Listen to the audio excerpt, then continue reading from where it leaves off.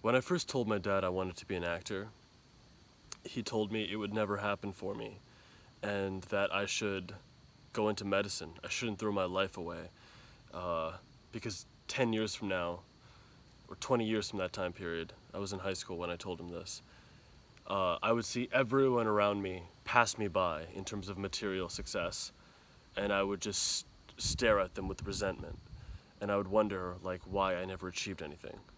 This is what he said in response to me wanting to be an actor, and I I listened to him. I agreed with him. I believed him, and I majored in chemistry in college, and I was miserable. Uh, I was such a bad student of chemistry, and not for a lack of trying. I mean, I graduated college with like a B plus average, so, so I'm not an idiot, and I worked really hard, but I just didn't have that love for the discipline or even that talent in that field. And it was around my senior year of college where I decided, you know what, I have to do who I am. I have to be what I am. And I didn't apply for medical school, which is what both my parents wanted for me. And instead I moved to LA and I became a chemistry teacher there as my money job. And those were two really incredible years of my life, but the cost of betraying my father on his personal ambitions for me was that he didn't talk to me for 4 years. And just the enormous neglect and suffering that I felt as a result of that. I mean, I despised him for it. I mean, he would pick me up from the airport when I would come back to visit and just not talk to me for the entire ride. And I would just think like, Dad, I'm not that bad. Like, why won't you fucking look at me? Jesus Christ. I thought, please God, let me become so successful so I can just shove it in this man's face. I just there is an enormous hurt that kids feel. Despite I have had a very privileged life, but despite that, there is just a void that kicks in. Something that a young man needs to prove specifically to his father. It kicks in, and yeah, 4 years. My dad didn't talk to me, and wasn't proud of me. And now, as of yesterday, I hit 6 months of retention, 6 months of nofap. I can't even tell you the world of difference it's brought into my relationship with my parents. They don't question anything that I do anymore. They just, like, there's this line from the movie Catch Me If You Can, where the father says to Leonardo DiCaprio, he says, all these people around here, they're looking at you. Everyone's staring at you. And Leo says, no one's looking at me, Dad. And he says, are you kidding? They're all wondering where you're going to go next. And I can't believe that's what's happening with my father. The man who utterly didn't look at me is now going about, he's, just taking a trip back to India. And he's going about telling people that my son works at a company and he's also an actor. I mean, for my father to tell people that I'm an actor,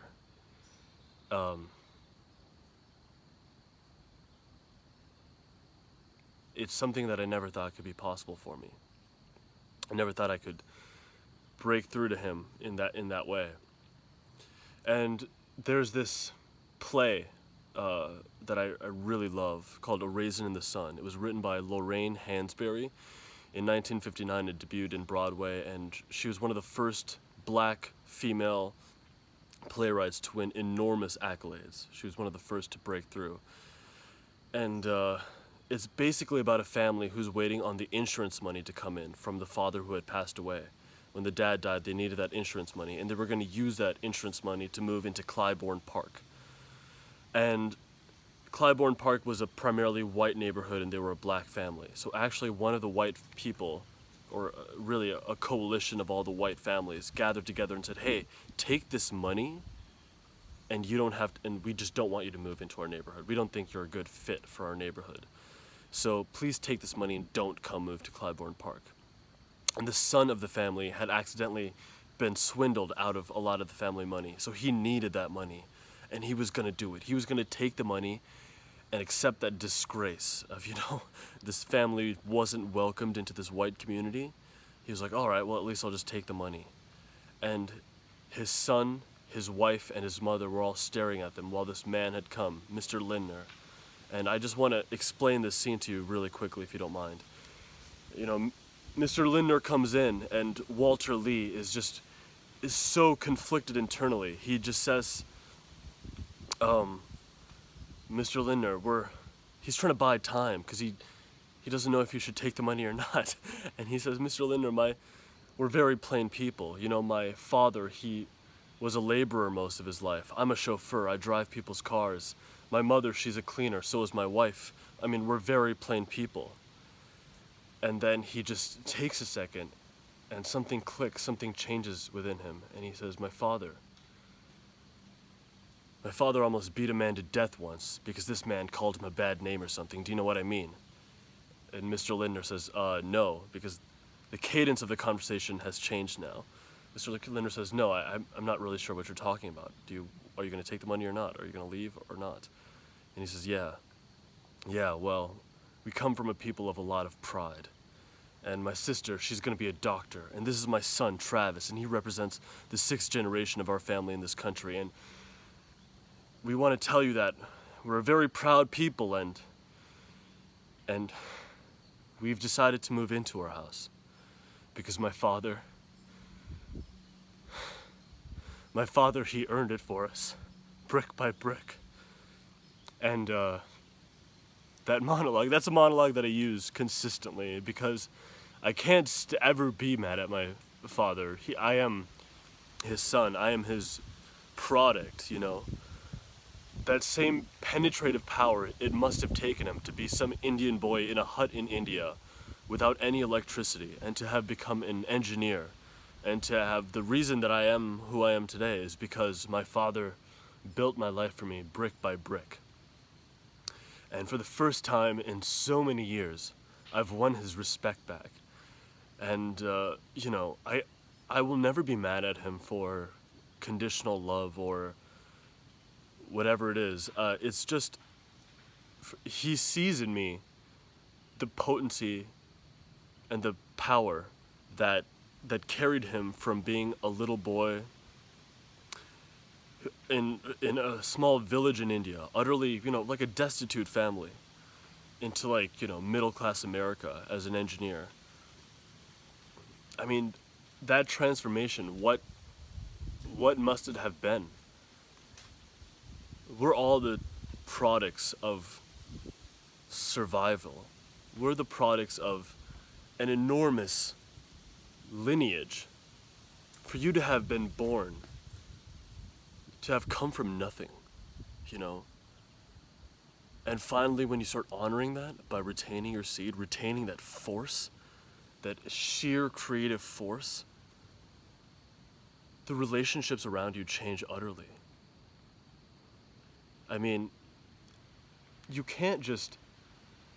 I'm seeing so many comments now, like, yo, I've been on NoFap for 6 months or 3 months, and I don't know if I believe in it, it's not really happening. Like, really? Do you know what you're holding within you? That utterly magical quality to bring to life another person? It doesn't exist as semen. It exists in a subtle state, in every vibration of your body, in every collection of your being. You're basically breaking the second law of thermodynamics, the law of entropy, chaos.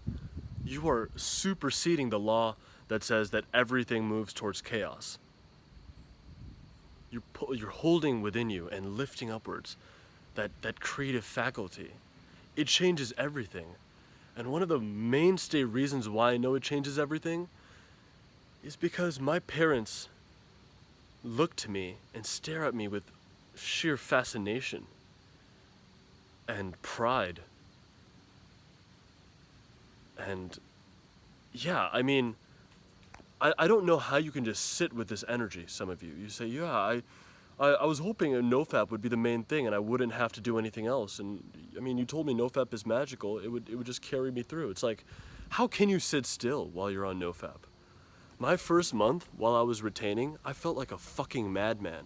I was like so horny all the goddamn time. I didn't know how to get rid of that energy, so I was just in the gym, just like, just like trying to get rid of that energy. And I would meditate for 40 minutes a day, and I would do pranayama. I would do everything I could, and I would like text all my friends, be like, dude, I haven't heard from you in like 8 months. This is crazy. Oh yeah, it's so good to see you. I was like prolific. I was everywhere. Do everything. One of my subscribers says that he wants to be in the army. And he's like, oh, I've been on nofap hard mode for 1.5 years and I'm not in the army. Why hasn't it happened?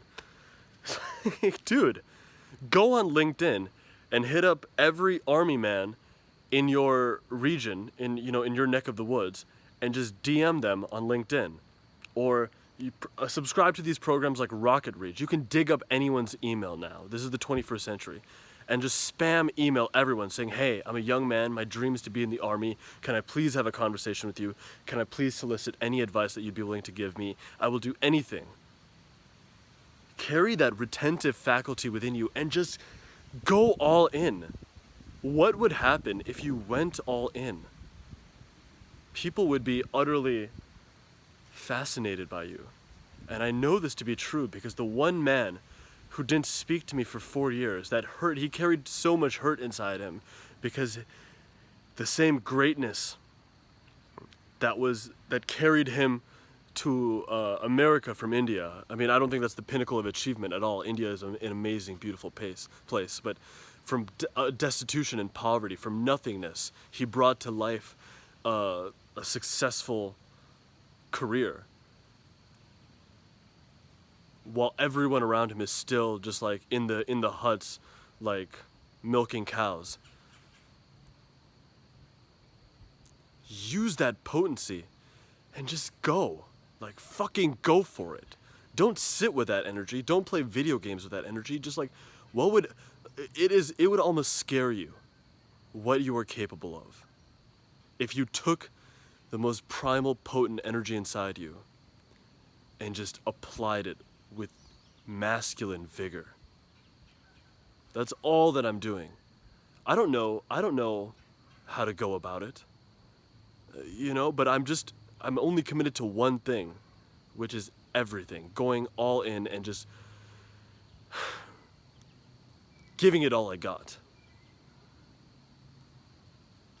If you do that, man, if you retain, pull that energy upwards, and then just applied your energy outward, do everything you can do. Eat the right foods, work out hard, wake up fucking early, meditate. Meditate for a long time, man. Meditate 40 minutes a day. Meditate after you work out and go into a deep meditative trance. We live in a time that is full of abundance.